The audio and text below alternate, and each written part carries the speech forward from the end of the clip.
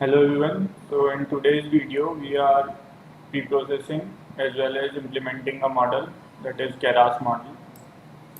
And the dataset we are using in today's tutorial is a breast cancer dataset.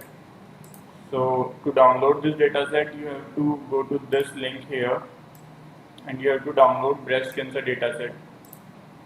So make sure that when you reach on UCI repository, make sure you download the data with these features because there are other data set as well with the same name, breast cancer. So you have to make sure that you are downloading the data with these attribute information.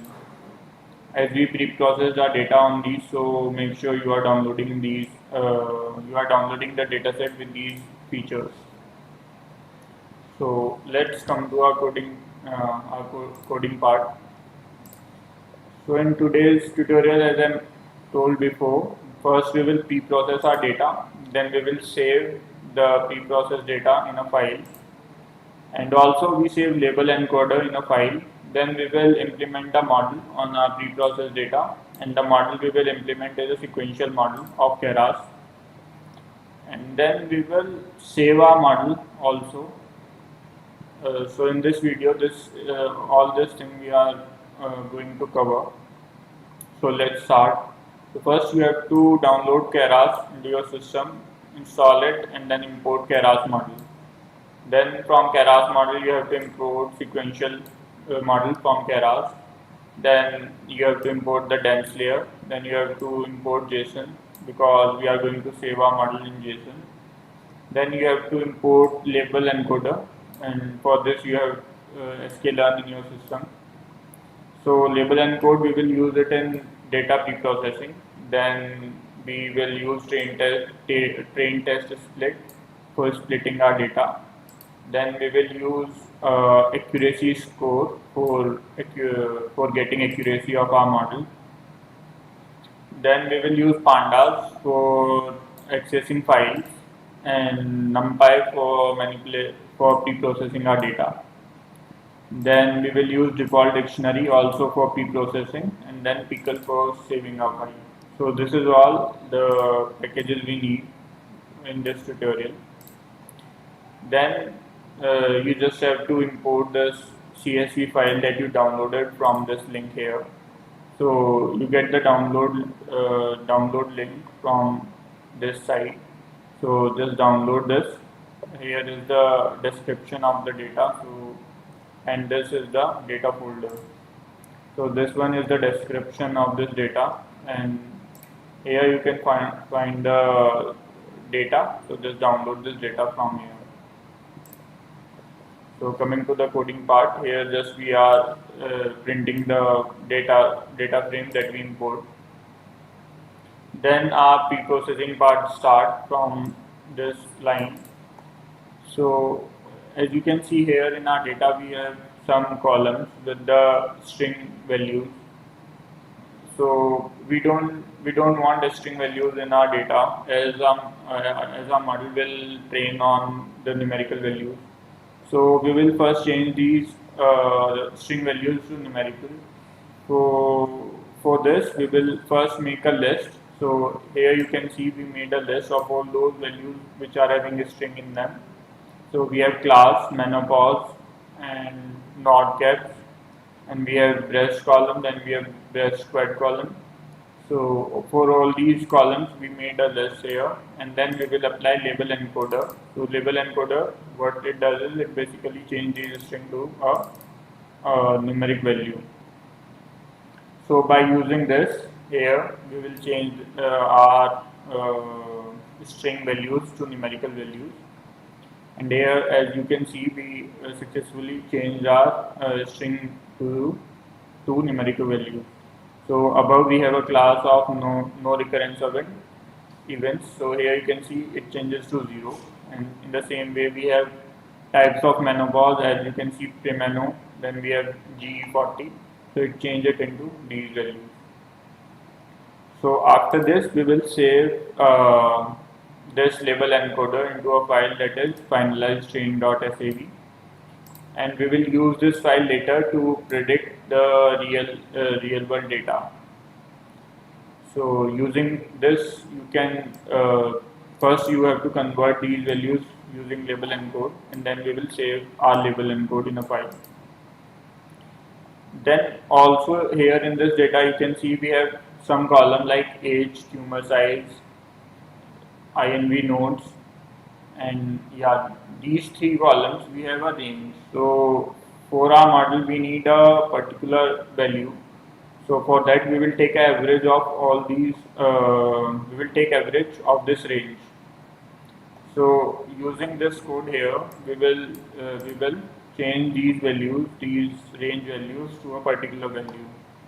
So as you can see, we are just here assigning these tumor age and nodes, and in this for loop we are accessing the range values, and then we are taking the average here, and then appending it into a list, and then saving it into our INV nodes variable.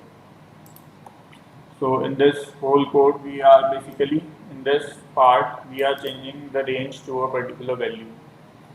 Then we will concatenate our values, like the first variable that we define here above. This is our temp data frame first. So this contain all these columns. Then we have age, tumor size, and INV nodes here. So we just concatenate all of them into a single data frame, that is result. Now all our data is pre-processed. Okay, and now we have to apply our model to it. So as you can see, we just above pre-process the data, and now we have all those values that we need in our model. So here you can see we split our data into labels and training. Oh, sorry, labels and features. So X is our feature and Y is our label.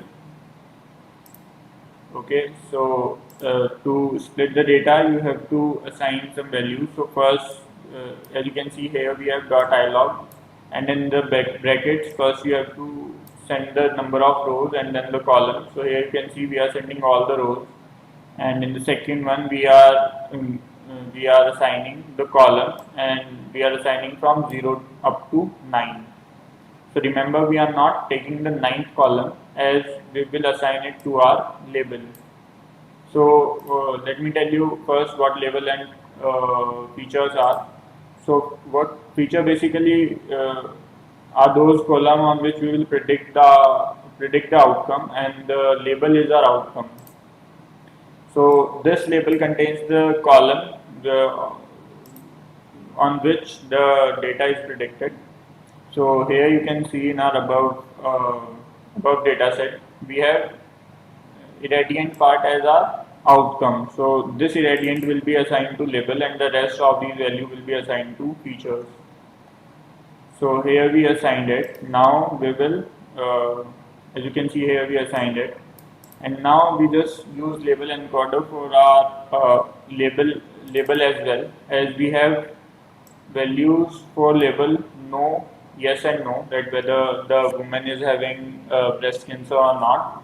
So no indicate that the woman is not having breast cancer, and yes indicate that the woman is having breast cancer. So here we have label encoder, and we will fit and transform this value into a particular numeric value. So using the label encoder, we will convert a string to numeric value, as we discussed before. Now in the same way as we do with the features, we will save this label encoder, label encoder for labels to finalize test.sav. Okay, then we just have a look at this code. Here we are splitting our data into train and test. So training part of our data on which we train our model, and the testing part we will test our data. So here you can see we divided above we divided our data into features and labels. So in train test split function, you have to pass your features and labels. Then you have to pass a test size. So here 0.4 indicate that you want 40% of your data to be in test data set and 60%, remaining 60% to build trained data set.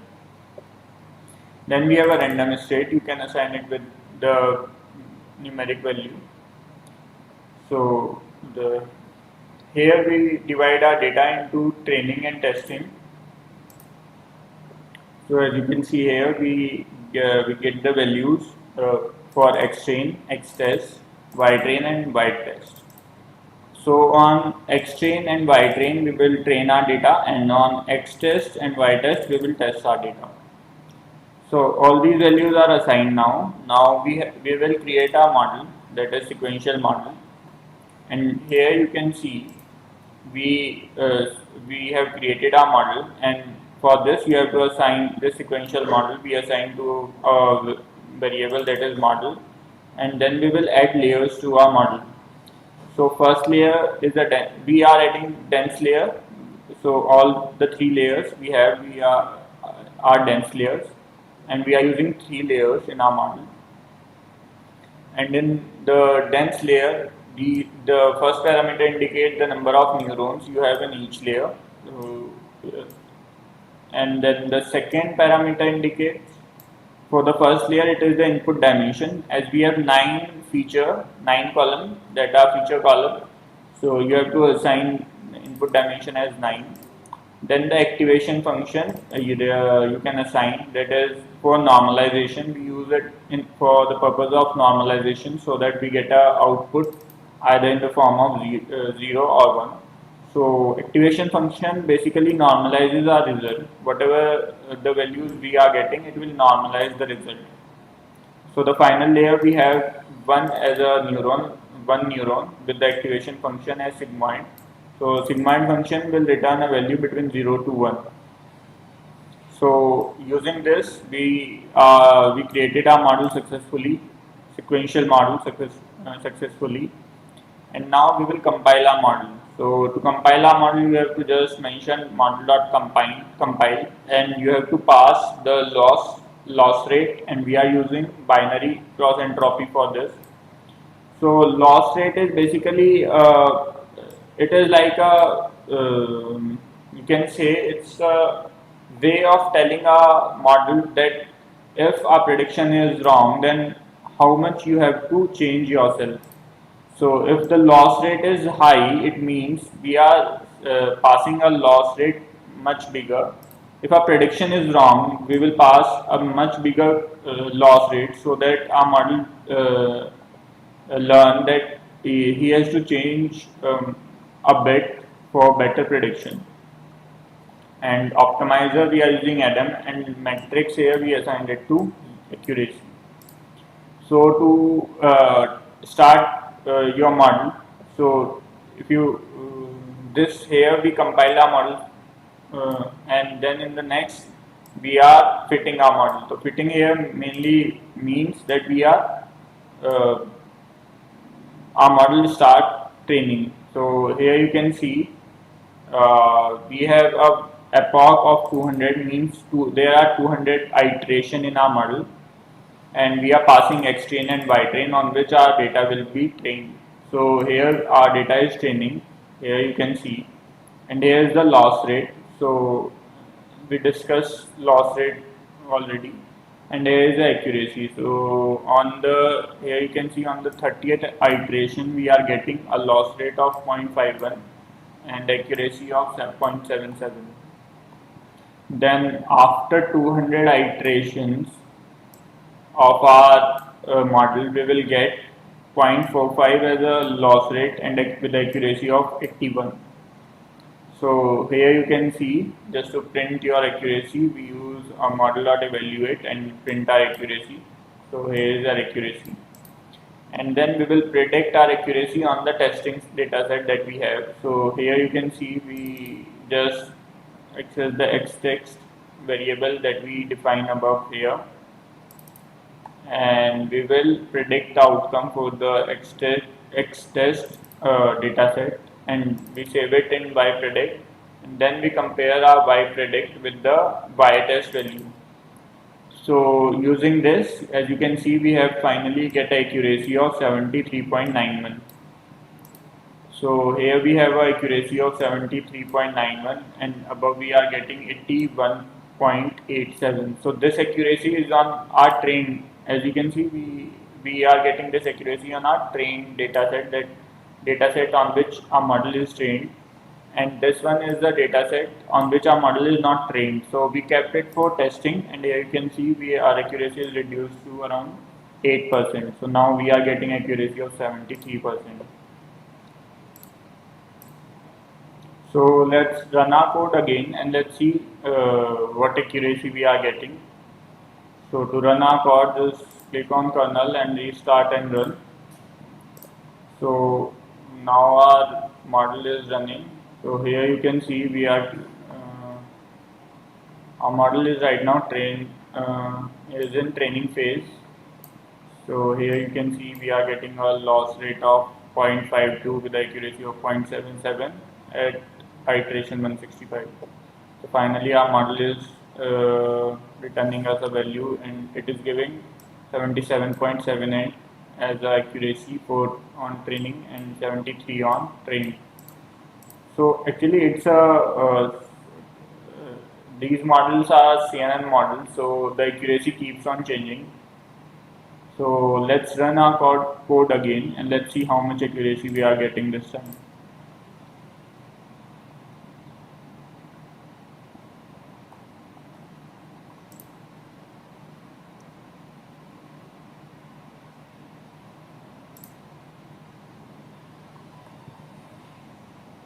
So here, as you can see, this time we are getting accuracy of 85.38, which is a very good accuracy on our training data set, and 72.17 on our testing data set. So this is all in this tutorial. Hope you learn and gain knowledge from this tutorial.